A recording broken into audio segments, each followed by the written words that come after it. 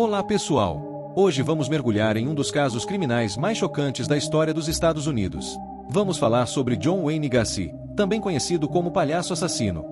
Prepare-se para uma história perturbadora que revela o lado mais sombrio da natureza humana.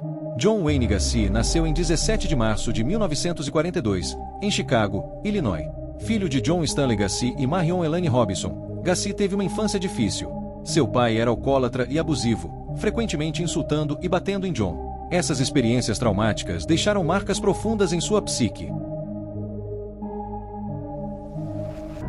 Além do abuso doméstico, Gacy teve uma infância marcada por problemas de saúde. Ele sofria de uma condição cardíaca congênita que limitava suas atividades físicas.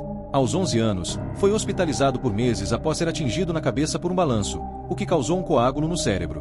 Esse evento contribuiu para seu isolamento social, já que ele não podia participar das mesmas atividades que os outros garotos de sua idade. Além do abuso por parte de seu pai, Gacy também foi vítima de abuso sexual por parte de um amigo da família aos 9 anos de idade. Esse homem levou Gacy para passeios de carro e o molestou. Gacy nunca contou a ninguém sobre esse abuso, carregando o trauma em silêncio. Apesar de seu passado conturbado, Gacy conseguiu se estabelecer na vida adulta. Ele se casou com Marlene Myers em 1964 e se mudou para Waterloo, Iowa, onde administrava 3 restaurantes de fast food. Parecia que ele estava se encaminhando para uma vida de sucesso. No entanto, em 1968, tudo mudou. Gacy foi condenado por sodomizar um adolescente e foi sentenciado a 10 anos de prisão. Ele serviu apenas 18 meses antes de ser libertado por bom comportamento. Após sua libertação, Gacy retornou a Chicago, onde começou uma nova vida. Ele se tornou um membro ativo da comunidade, organizando festas e eventos de caridade. Gacy também começou a trabalhar como palhaço em festas infantis, adotando o nome Pogo, o palhaço. Esse disfarce inocente escondia um lado muito mais sinistro de sua personalidade.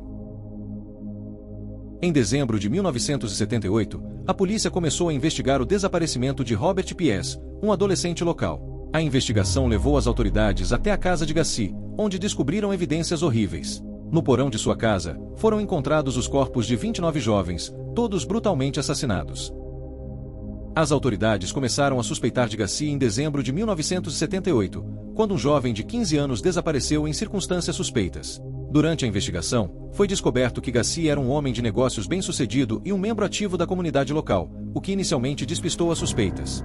No entanto, investigações mais aprofundadas revelaram um padrão perturbador. Gacy frequentemente contratava jovens para trabalhar em sua empresa de construção e depois os levava para sua casa, onde os agredia sexualmente e os estrangulava. Após cometer os assassinatos, Gacy enterrava muitos dos corpos sob sua casa em Norwood Park Township, um subúrbio de Chicago.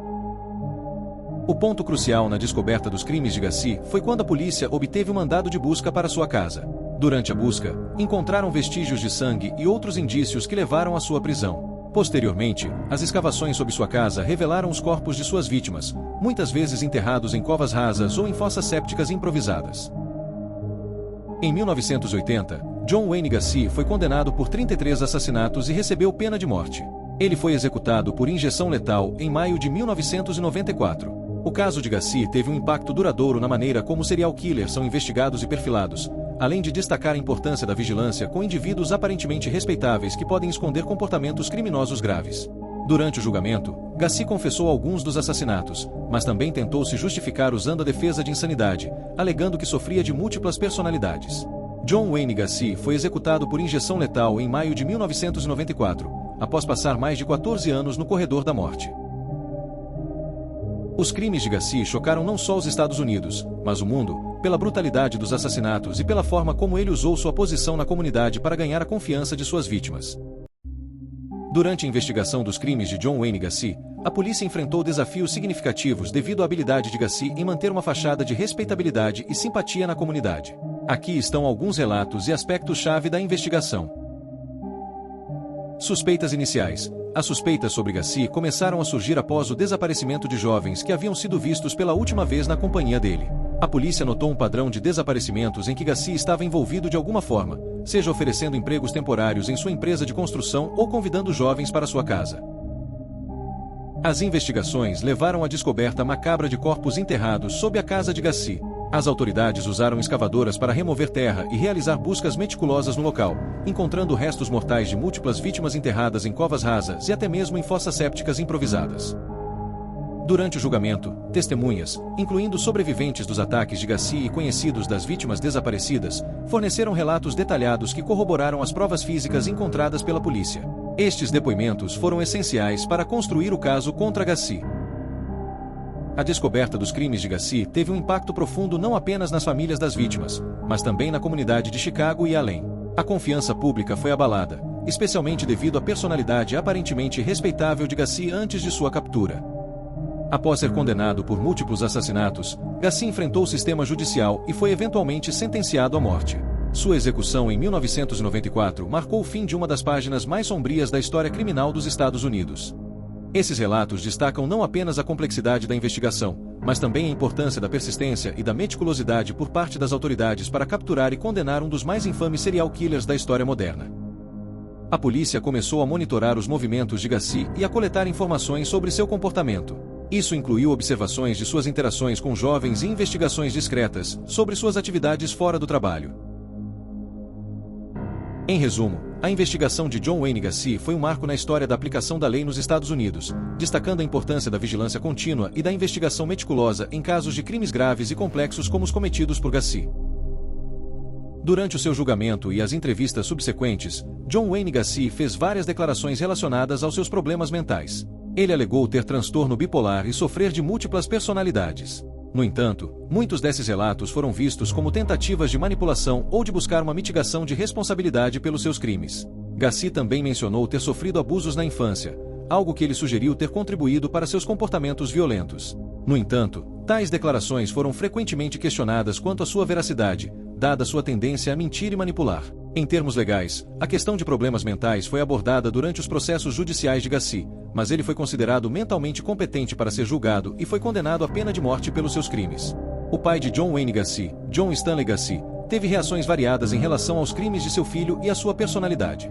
Ele inicialmente apoiou John Wayne Gassi durante o julgamento, acreditando em sua inocência e tentando ajudá-lo legalmente. No entanto, à medida que os detalhes dos crimes se tornaram públicos e a culpabilidade de seu filho se tornou inegável, sua posição mudou. John Stanley Gassi expressou uma mistura de choque, descrença e desgosto pelos crimes hediondos cometidos por seu filho. Ele se distanciou de John Wayne Gassi e passou a se referir a ele como um monstro após sua condenação. Em entrevistas e declarações públicas, ele compartilhou sua angústia e o impacto devastador que os crimes de seu filho tiveram na família e na comunidade. John Stanley Gassi morreu em 1990, antes da execução de seu filho em 1994. Sua evolução de sentimentos, de apoio inicial a um profundo repúdio, reflete o impacto pessoal e emocional dos horríveis crimes de John Wayne Gassi naqueles mais próximos a ele. A mãe de John Wayne Gassi, Marion Elaine Robinson Gassi, desempenhou um papel importante em sua vida, especialmente na sua infância e juventude. Não há muitas informações detalhadas disponíveis sobre ela, mas sabemos que John Gassi tinha uma relação próxima com sua mãe durante seus primeiros anos. Marion Elaine Robinson Gassi faleceu em 1969, quando John Gassi tinha cerca de 27 anos de idade. A morte de sua mãe foi um evento significativo em sua vida e pode ter tido impacto emocional sobre ele. Alguns relatos indicam que Gassi mencionou que a morte de sua mãe teve um efeito profundo sobre ele, afetando sua estabilidade emocional e comportamento. É importante notar que os eventos da infância e a relação com os pais, especialmente com a mãe, são frequentemente examinados em casos de desenvolvimento de comportamento criminoso. No entanto, não há evidências conclusivas de que a relação de Gassi com sua mãe seja diretamente responsável pelos crimes horrendos que ele cometeu posteriormente em sua vida adulta. As últimas palavras de John Wayne Gassi antes de ser executado por injeção letal em 10 de maio de 1994 foram: "Beep, beep, beep".